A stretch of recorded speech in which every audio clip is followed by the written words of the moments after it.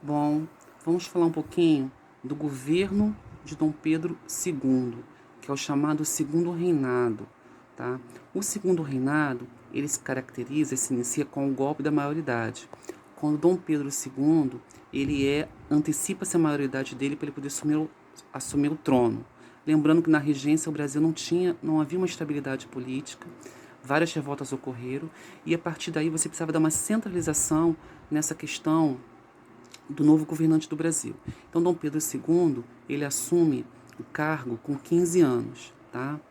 A partir daí, da chegada de Dom Pedro II ao poder, uma das características vai ser montar um Estado, tá? Uma monarquia forte e um reconhecimento internacional de uma nova monarquia. Bom, o que Dom Pedro vai? Dom Pedro vai se estabelecer uma monarquia parlamentarista, na qual você tem um parlamento e na qual você tem também a figura do imperador. Só que ao contrário de muitas monarquias, como na Inglaterra, por exemplo, em que você tem o parlamento que manda e o rei ele é apenas uma figura simbólica, no Brasil não. No Brasil você vai ter o poder moderador, que é lá da Constituição de 1824, em que o rei, o imperador, tá? No caso do Brasil, o imperador, tem o poder absoluto. Então nós vamos ter uma monarquia parlamentarista na função de Dom Pedro II como uma nova construção de um Estado. Bom, uma outra coisa importante destacar nesse período são as forças políticas. Lá no período regencial nós tivemos vários grupos que sim brigavam todo o tempo, exaltados, moderados, caramurus e assim vai. Com a chegada de Dom Pedro II, esses grupos vão se dividir em dois. Os conservadores, chamados regressistas, que são lá os caramurus e alguns moderados, e os progressistas, que vão se, se caracterizar nos liberais. Então, liberais e conservadores vão ser os dois partidos importantes desse período aí, tá? Dentro dos liberais vão estar alguns exaltados e alguns moderados. Lembrando que esses dois grupos políticos vão ser importantíssimos para a atuação de Dom Pedro II e também do parlamento. Bom, a estrutura, tá? A estrutura continua a mesma, porém, vai começar a haver como umas pequenas mudanças nesse governo de Dom Pedro II. Uma delas é as tarifas Alves Branco, em 1844, ou seja, o Brasil vai extinguir ali, vai passar a proteger os produtos estrangeiros, a taxar, perdão, os produtos estrangeiros e tentar proteger o nosso mercado interno. A partir daí, o Brasil vai começar a ter alguns capitais para investir na indústria primitiva, tá? Indústria primitiva, eu digo indústria têxtil, indústria alimentícia, chapelaria e assim vai, coisa que nem o Brasil não tinha, né? Bom, após as tarifas Alves Branco, nós vamos ter a Inglaterra vai começar a pressionar o Brasil em várias questões para o fim da escravidão. Ora, mas a Inglaterra queria o fim da escravidão porque ela era boazinha? Não. A Inglaterra queria mercado consumidor. Ela queria vender os seus produtos para maior parte da população que fosse livre. Lembrando que o capitalismo, de certa forma, né, ele vai condenar essa prática da escravidão no Brasil, tá?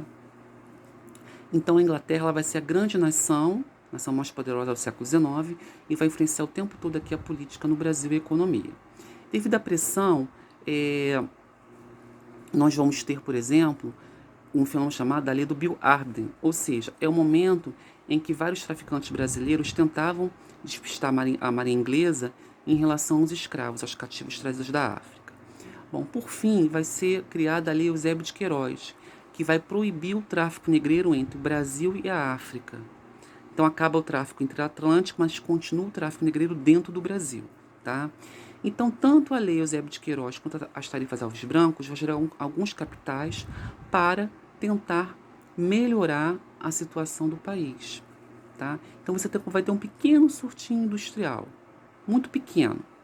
Bom, outra coisa importante dessa primeira fase do governo de Dom Pedro II vai ser a questão de vários problemas que ele vai ter com alguns países, tá?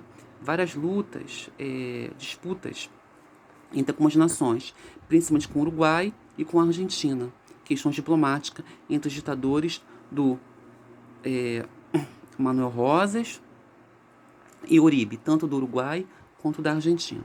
Bom, a partir daí, nós vamos ter também o que a gente chama da ascensão do café. O café, ele passa a ser o grande produto ali do período do governo de Dom Pedro II, maior riqueza. O café é trazido no Brasil, ele chega aqui no Rio de Janeiro, na região da Tijuca, vai se espalhando. Aqui na cidade do Rio, ele não encontra um solo muito propício e ele vai se desenvolver principalmente na região do Vale do Paraíba. Então, o Vale do Paraíba, aqui do sul fluminense, toda a região, né, de Resende, passando por Resende, Valença, Vassouras, Piraí, Barra do Piraí, Volta Redonda, toda essa região vai ser o celeiro do café, tá? O café vai encontrar uma boa adaptação ali. Depois ele vai para São Paulo. Por quê? O Oeste Paulista. Porque o Vale do Paraíba vai entrar em decadência devido às técnicas rudimentares da agricultura, das práticas agrícolas, da escravidão também. Mas isso é um outro ponto. A princípio, a elite do império, quem passa a ditar as regras e apoiar Dom Pedro II, é a elite escravocrata do Vale do Paraíba, tá?